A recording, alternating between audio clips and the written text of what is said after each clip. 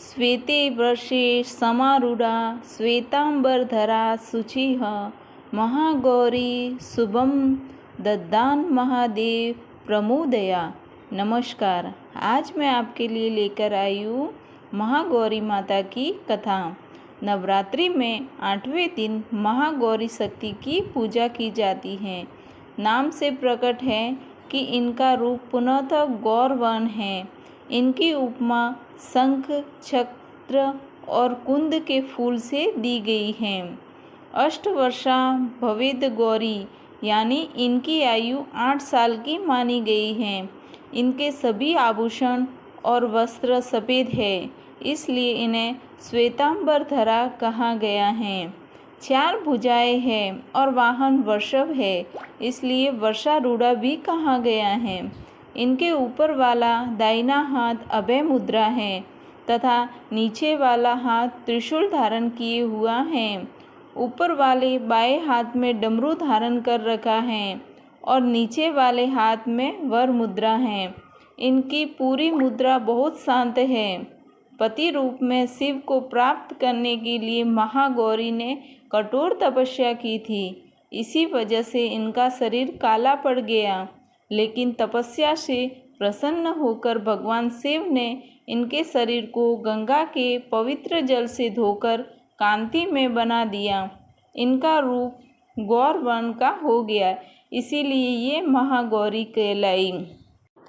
ये अमोघ फलदायिनी हैं और इनकी पूजा से भक्तों के तमाम कल्मश दूर जाते हैं। पूर्व संचित पाप भी नष्ट हो जाते हैं। महागौरी का पूजन अर्चन, उपासना, आराधना कल्याणकारी है।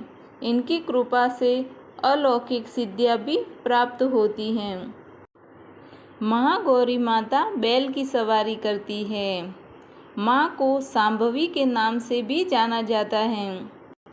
जो व्यक्ति मानसिक और आर्थिक रूप से परेशान हो, उन्हें महागौरी जी की पूजा करनी चाहिए और नवरात्रि में 8वें दिन इनकी व्रत कथा जरूर सुनें। माँ महागौरी से संबंधित 2 कथाएं हैं। पहली कहानी के अनुसार देवी माँ गौरी 16 वर्ष की वो अविवाहित कन्या हैं जिन्होंने भगवान शिव को पति के रूप में प्राप्त करने के लिए वर्षों कठोर तपस्या की थी। उनके त्वचा पर धूल जम गई, जिससे वह काली दिखाई देने लगी। माँ की इस कठोर तपस्या से महादेव प्रसन्न हुए और उन्होंने देवी महागौरी को विवाह का वचन दिया। इसके बाद जल से माँ पार्वती की मिट्टी और धूल साफ किया गया, जिससे उनका रंग पुनः सफ़ेद हो गया। इस तरह से उनका नाम महागौरी पड़ा। महागौरी माता की दूसरी कथा के अनुसार शुंभ और निशुंभ 2 राक्षस पृथ्वी पर तबाही मचाने लगे थे, जिनका अंत केवल देवी ही कर सकती थी। तब भगवान ब्रह्मा की सलाह से भगवान शिव ने देवी पार्वती की त्वचा को काला कर दिया।